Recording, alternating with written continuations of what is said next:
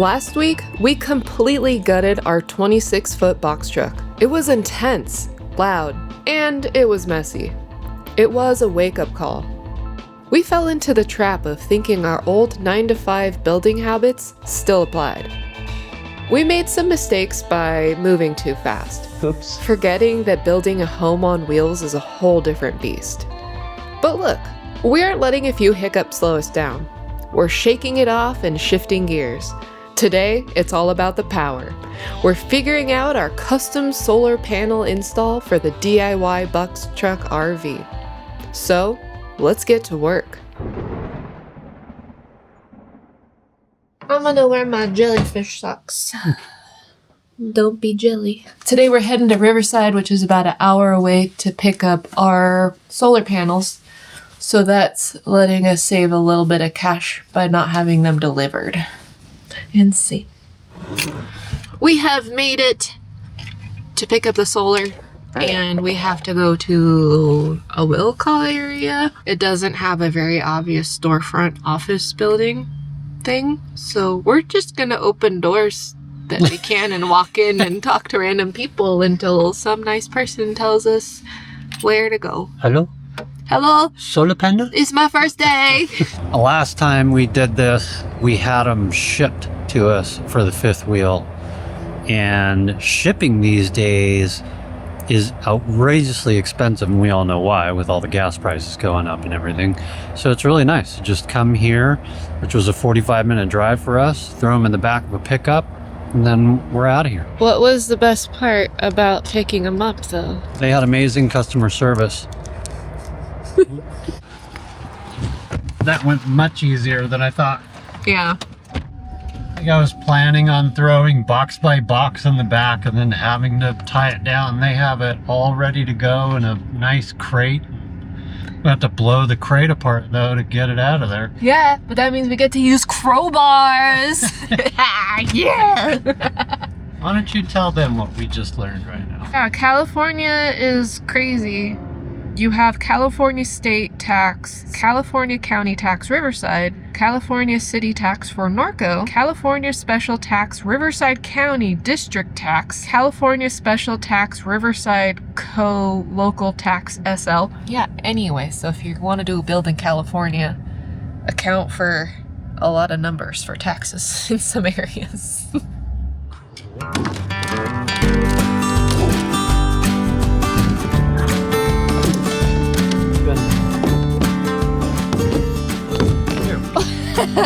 Sorry, guys. Magic. Oh, it's just that easy. I had no idea we were going to be working today. It is hot and I have jeans on. I'm just ranting to you guys. Thanks for being there. What you got? Whenever you grab new solar panels, always give them a test to make sure they're producing power when they're faced into the sunlight. Make sure they're working, because if they're not, you can simply just return them. Especially from this company, they told us it'd be no problem to return them, just to double check. And we had 30 days to check them, so we're going to check them right now. There we go. 30 feet. Z-E-E. 33.2. Okay. How excited are you for next week? Tomorrow, we crawl around on our roof.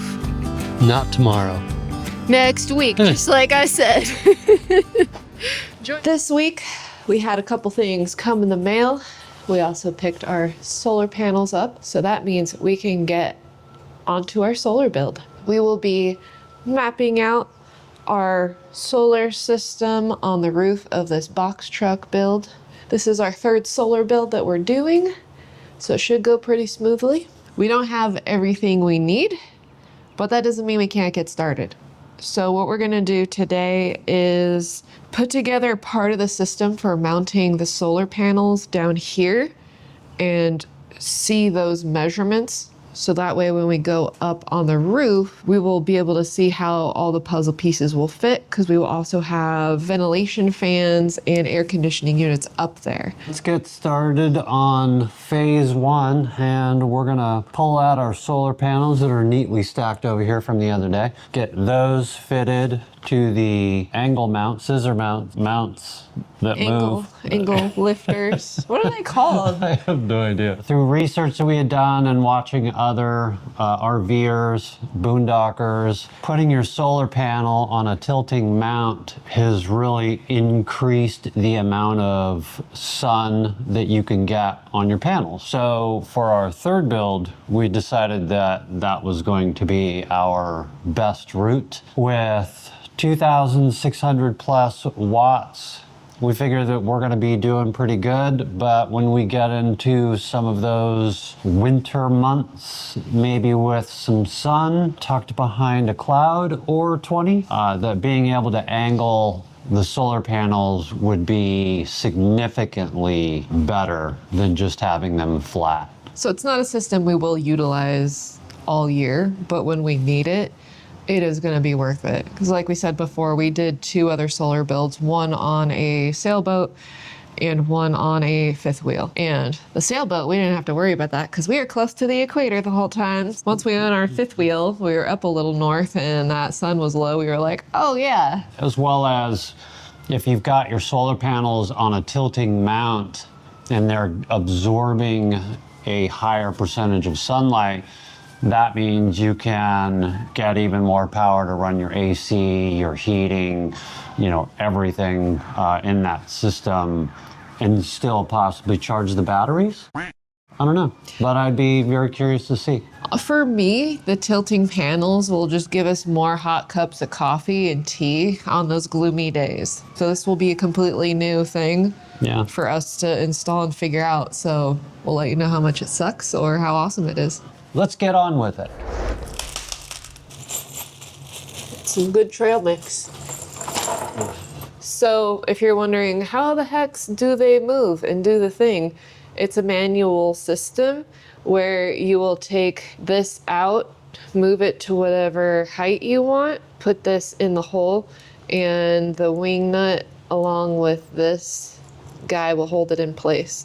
And here you see all the holes that you can lock it into for whatever height you need. We bought lock washers that will fit this, so that way when they're in place and we're driving down the road, the vibrations will not budge because those lock washers will lock them in place. When in doubt, throw a lock washer on it. Your solar panel attached to this is attached to your roof.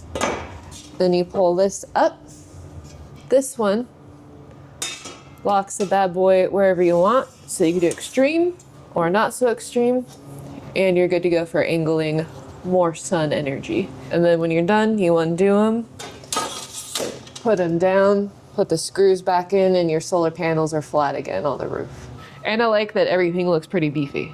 With mounting the panels on the roof, we're going to use an electrical track, and we're going to mount the scissoring angle lift things, still don't know what the hell to call them, to that. So we're just deciding which holes to use in the solar panels that mock up to the electrical rack. This way, everything that we do right now, we know exactly what we're doing once we get on the roof. These brackets were made for up to, I think, 48 inches worth of solar panel, and ours are only 38 inches. So we're just gonna go ahead and cut these back down to be a bit more flush, clean them up a little bit. Now we need to double check our wiring length for the wiring to connect together, which is okay. You know why? Oh, is it the same wire that we have a crap load of stuff for?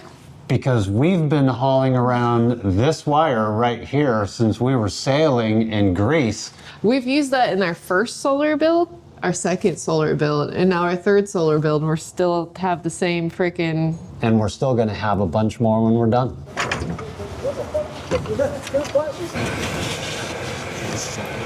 So I'm up here on the roof right now, and I'm standing on the struts that come across, and had Katie run inside and kind of check the amount of deflection. It's a little bit more than I thought it was going to be.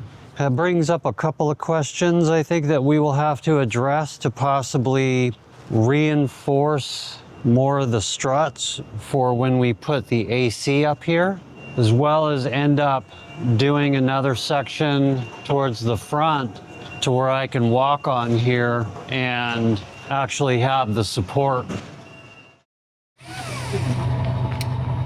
A new toy to figure out. We're back here, and today we are focusing on the next phase for the solar build. The other day we measured everything out with the actual U-channels, which is the rail system that the solar panels are going to go onto. Brian chose that because it will allow us to put fewer holes into our roof, which we are all about. So everything will be up there except for the panels. Sounds great. Oh, and the most important thing of all, have you met Boomer? Hi, Boomers. How you doing this morning? Hi, honey. Oh, hello, yes. Now that we've met Boomer, let's go ahead and get on to our project. We're gonna pull out some U-channel, set it down, and start fitting one set together so we can bring it upstairs with us. Yes. Let's get it on.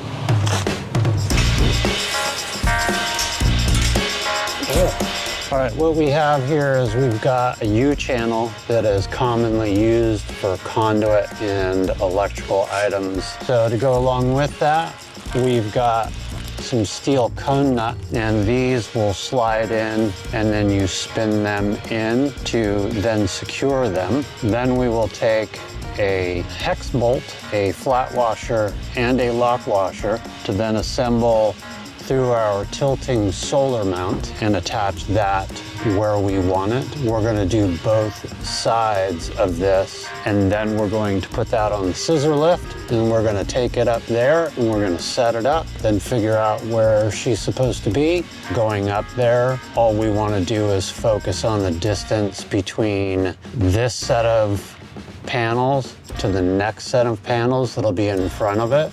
Getting the first set towards the back is going to dictate where the second set goes towards the front. Since we have a radius in the front roof of the truck, I figured we would try and avoid some of that aerodynamic lift on the panels and such. So this is our hex nut, and they simply just slide in, and then you can see that there's a rounded edge. So you're going to take it once it's in and then spin it into place. The nut actually sits on this hook area of the U-channel and gives it a really good ability to be supported, as well as you can slide them down the track to wherever you need them to be. Now we're going to take our tilting solar panel base that would normally attach to the roof. We're actually going to attach to this now, and then we'll do the following pieces up towards the top and in the middle.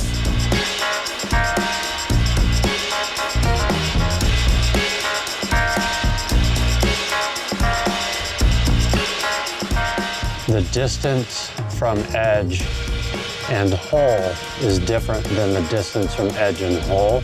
So it's something that we need to be mindful of when we place these. Hopefully we do remember that, because taking it all apart when it's up there would kind of suck. So I will be the annoying person asking if it is right. That's my girl.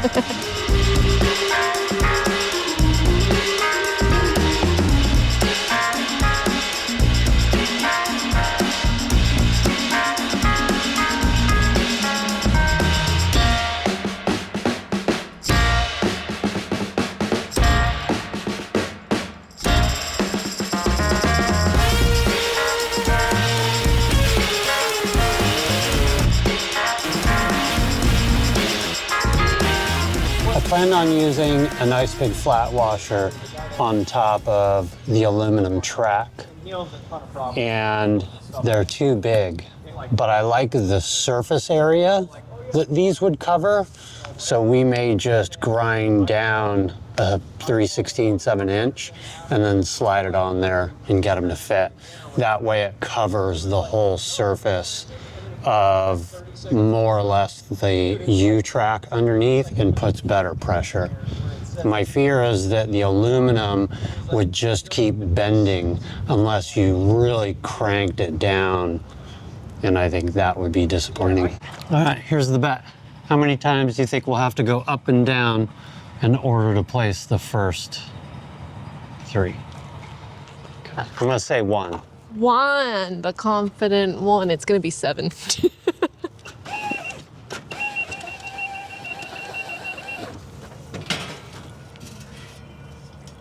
Give me a second.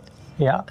One of those moments in a relationship where you ask yourself, how much do I trust my partner? Got it? Yes, sir, yeah. Trip up number 2, and we gotta go back down because I forgot the tape measure. Yeah, I think so. It's kind of hard to tell, but.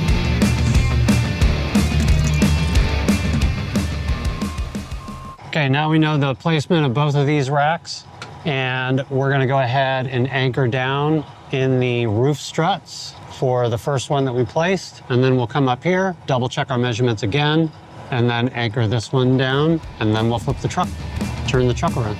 Then we'll flip the truck upside down. Then we're gonna make the truck do loop-de-loops.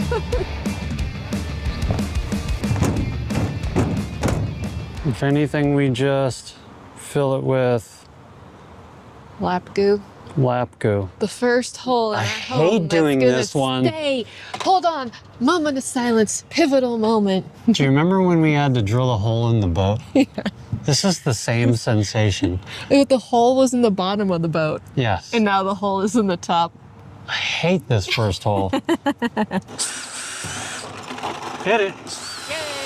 We have thought ahead and knew we would mix things up, so we came up with a filing system for all of the U channels, and we properly labeled them. That's one side.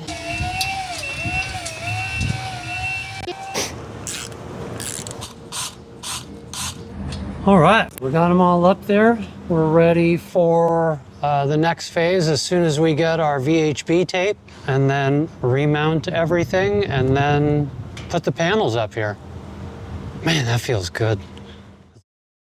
What are we cooking in the kitchen today? We got lovely lap sealant. We got a carpet cutter, razor cutter, whatever you call this, box opener. We got our super mega M3 ultra gnarly VHB adhesive tape. So with all of these lovely things, we will be adhering the solar rails to the roof. With all these lovely things, we will be adhering the roof panel. What am I trying to say? All right, so the other day we were here and we did a complete dry fit with 2 sets of panels to make sure that everything was going smoothly before we grabbed our VHB tape and put the VHB tape on the U-track and then permanently mounted that. Reason why we did the dry fitting was to make sure that everything was okay, because I have a feeling that this VHB tape is going to stick like no other. From the YouTube videos I've seen where the tensile strength for a 2-inch piece is way more hassle than I ever want to deal with in trying to remove it. So let's try not to remove it. Yeah, it was a very comforting thing to see how well it worked on YouTube. But then that little bit of panic in the back of your head says, don't mess it up. And since we have an aluminum sheeted roof, we are also putting the bolts through the U-channel, which have already been installed, which we're gonna go ahead and use some lap sealant just to seal all that up. And hopefully in a couple hours, everything will be done up there. And you may be wondering why we're using lap sealant and not something else. This is because this is UV protective, where a lot of other silicones and sealers, when they're on the roof, they get destroyed by the sun. Oh, do we need... Just kidding. Katie's gonna mark our U-channel where it is currently. That way, when we go to set it back down with the tape on, it's much easier to deal with. We already have kind of an idea of where it's supposed to be. I think the ends are the most important. Yeah.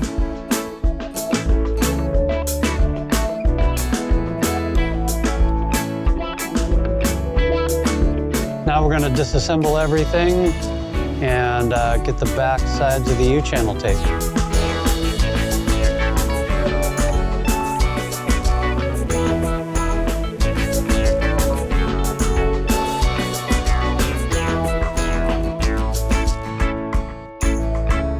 Okay, so we have the VHB tape on. We alternated what side it was on with a gap in between each piece of tape. We did this so that way rain wouldn't just collect along that whole side. This way it's slightly porous and water can drain off and not collect. Now that that tape is on, we need to peel the red layer off so it is exposed, sticky and ready. Then we'll goop the holes with lap sealant and flip the bad boy over and then bolt them down, and it should be stuck forever. Okay, so we got our first set all the way down, and we've got lap sealant over the bolts. We've got our tape underneath. Everything is completely anchored down and tight, so we got one set done.